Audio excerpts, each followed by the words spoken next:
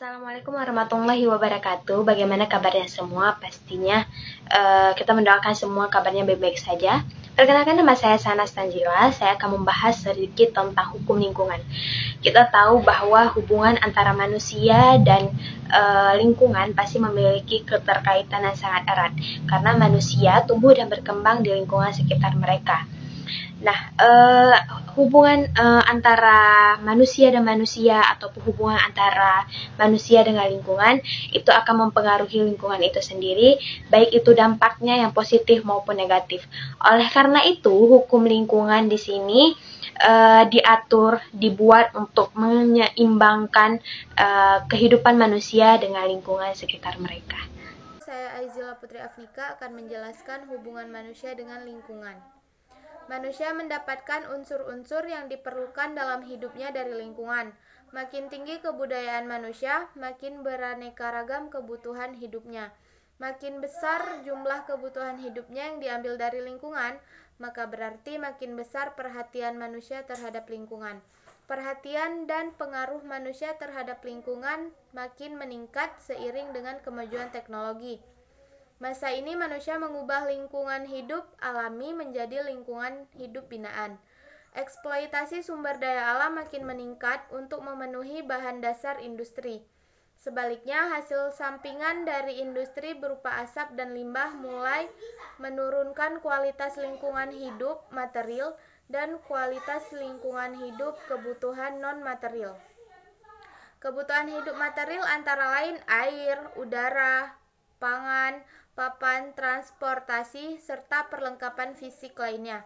Sedangkan kebutuhan non-material ialah rasa aman, kasih sayang, pengakuan atas eksistensinya, pendidikan, dan sistem nilai dalam masyarakat.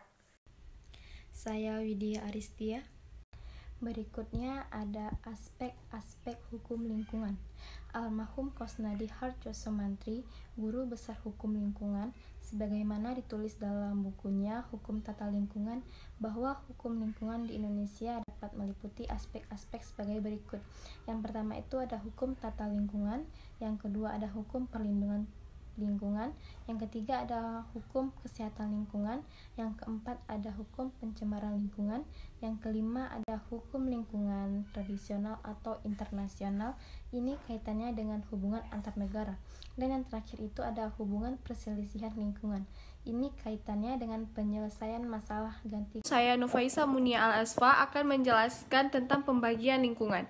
Bennett dalam bukunya NHT Siahun Hukum Lingkungan dan Ekologi Pembangunan, beliau menulis dengan judul Introduction to Social Psychology, membagi lingkungan atas 4 macam, yakni yang pertama lingkungan fisik atau organik, yang lingkungannya terdiri dari gaya kosmik dan fisik geografis, seperti tanah, udara, laut, radiasi, gaya tarik, ombak, dan sebagainya.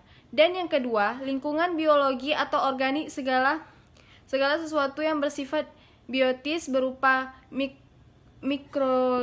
mikroorganisme, parasit, hewan, tumbuhan, termasuk juga di sini lingkungan prenatal dan proses-proses biologi seperti produksi, pertumbuhan, dan sebagainya.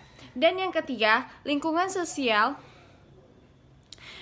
Lingkungan sosial dibagi dalam 3 bagian, yaitu yang pertama lingkungan fisososial yang meliputi kebudayaan material, alat peralatan, senjata, mesin, gedung, dan lain-lain. Dan yang kedua lingkungan biososial, yaitu manusia dan interaksi terhadap sesamanya dan tumbuhan beserta hewan domestik dan semua bahan yang digunakan manusia berasal dari sumber organik. Yang ketiga, lingkungan psikososial.